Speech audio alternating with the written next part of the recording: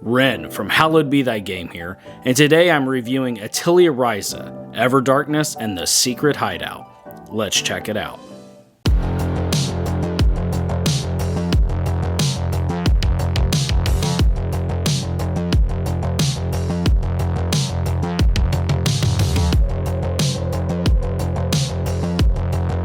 Characters and story.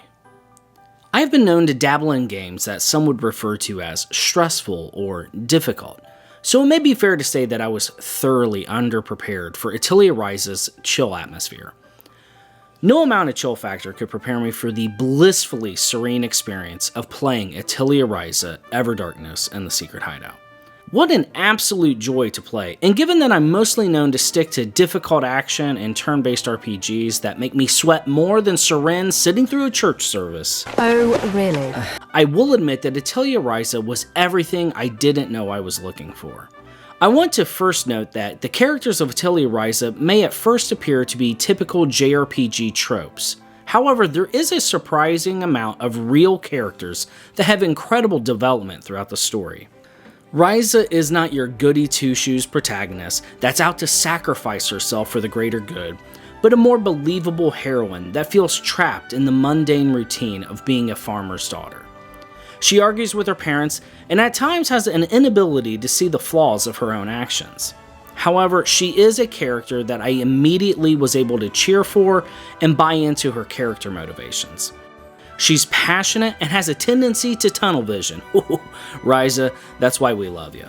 All of the characters have in-depth motivations and character arcs that show them grow from a late teen rebel that is struggling to find direction in their life to a fully blossomed young adult that find passion in their calling. I want to focus on two characters in particular, the first of which is Lint. Who names these people? Lint is one of Ryza's longtime childhood friends who comes from a broken home. His story arc is gut-wrenching at times as he regularly has to deal with the fact that his mother abandoned him, and also if that wasn't enough, his father is an abusive alcoholic. Lint has grown to become a fighter and protector for his friends out of basic necessity. There are character arcs that feel both genuine and impassioned by believable friendships that show characters have come to rely on one another in their normal lives. Atelier Ryza leads to a larger scale threat, but for a majority of the game, it deals with the trials you would expect from a regular town. Ryza and the gang have to deal with villagers who are extremely superstitious, fearful of those in power, and dark topics such as xenophobia. Which brings me to Boss, the second character I want to talk about. Seriously, this guy. Legit one of the most hated characters in gaming for me. This petty little turd tilted me early on and kept me wanting to see retribution through the game. But that's just a testament to the story writers of Atelier Ryza. You had me hooked, and good golly, I am in love with this game. Ryza and her friends begin with small adventures, but once they encounter Empel and Lila, a traveling alchemist and his booby guard, Ryza finds her calling in wanting to devote her life to helping others through alchemy. Alchemy Mechanics. Speaking of alchemy, this is a wonderful progression and craft system that was brand new to me, as Ryza is my first Atelier game. The alchemy system is both satisfying as there is a very beginner-friendly aspect to it, yet it offers an insane amount of depth and customization for those who are wanting to brave the harder difficulties in the game. To summarize, alchemy works heavily into exploration and gathering. These are aspects of the game that incentivize you to seek out hard-to-reach locations and harvest materials using different gathering tools. However, you need to craft your gathering tools as well. So by finding more materials, you can craft gathering materials, and then by using those to harvest higher quality items, you can then in turn craft better items for combat, such as bombs that hit harder, items that can cause buffs or debuffs, or heal and res fallen party members. It's so good. Exploration and crafting. Now, with this incentive to always find new and better materials, you're always looking for ways to progress further. What I absolutely love is the similarities to Metroidvania progression systems, as you may come across a stream where you'll need an item to cross, or perhaps a giant rock wall is blocking your path and you need to create a bomb rod to destroy the barrier. There are major good feels that happen in my OCD soul when I finally can jump across a divide that's been taunting me for hours. Progression mechanics, questing unlocks. So power creep in Atelier Ryza continues this saucy and satisfying exploration addiction by making it to where party members will have quests, or better yet, tasks, that if completed will offer passive upgrade bonuses for combat. That's right, let's turn down the lights, it's getting steamy in here. More to complete and be rewarded for. I love this.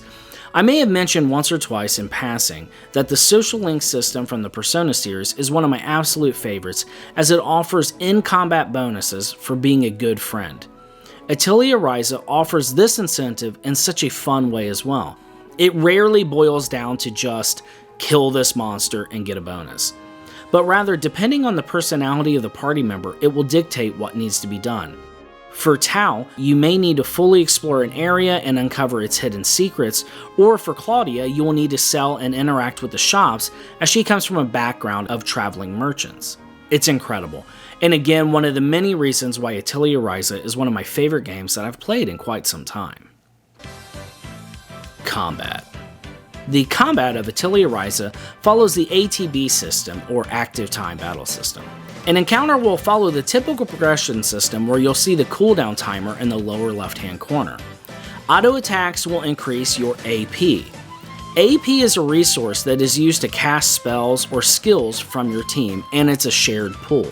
You can change your party members with the press of a button, and you will have the option to move your character, which is also how you can flee combat or use an item. These items are created from alchemy, and it's the primary way you're going to heal, buff, debuff, or even target an enemy's weakness. Skills utilize the AP gauge, whereas items utilize the CC resource. This is recharged by resting or by unlocking a skill on Ryza through the questing system. At the risk of making this system sound overly complicated, I do want to say that it is a really approachable, and the game does a great job of easing you into the intricacies of it. One further level of strategy I want to mention is that when you cap your AP resource, you'll be able to hit the minus button and increase your skill level for the encounter. The reason you'll want to do this is because it increases your cap of AP, and then you'll be able to perform some grander moves and also be able to give yourself some more breathing room with your skills. Each level increased offers a larger cap, and you can increase your level all the way up to 5. The big temptation to hit level 5 is that you'll unlock a Fatal Drive ability, and this is essentially a mega move that will consume all of your levels back down to 1, but it's going to leave a red stained crater on the ground where your enemy was last standing. It's epic. There is a lot of finesse to this system, where your abilities will gain more attributes as you increase your level for the fight. Now, even though it took me a minute to explain this, raising levels while in combat goes very fast, and it's extremely satisfying. Enemies may have redundant models that are reused quite often, but in combat they offer a variety of tactics to keep them feeling fresh. When an enemy's health is getting low, or at certain intervals in mega fights, they're going to start casting a super ability. This will almost always hit extremely hard, but if you pull the right trigger, you will initiate a quick attack. This will immediately consume 10 AP, but it's going to allow you to act immediately, be it casting spells or using an item. I love this as it gives you the opportunity to destroy the opponent's break gauge, which will end their turn and cause them to take loads of damage. This helps incentivize smart plays by banking enough AP to deal with these moments. Your team will often speak to you during encounters and ask you to do something for them. It may be things like heal them or lower the enemy's stats, but if you do this, you'll get a nice boost of AP, and they're going to unleash a flashy attack to slap your foes around. So as you may guess, there's a lot going on with Atelier Ryza's combat. Considering how chill this game is, it's an exciting and wonderful mind puzzle to fight some of the harder super bosses in the game. Now, I want to alleviate any concerns for those who do not like a big challenge. The difficulty options in this game are very generous, and they offer a wide range from relaxing, cute, squishy, puny ball to you're going to need to get your notebook out because this is going to hurt. Well, there's my thoughts on Atelier Ryza, Everdarkness, and the Secret Hideout. I had a lot of fun with this one, but let me know down in the comments, do you think this is a game you'd like to check out? Like this video if you liked it, subscribe and hit that notification bell so we can keep hanging out in the future, and until then, I'll see you all next time.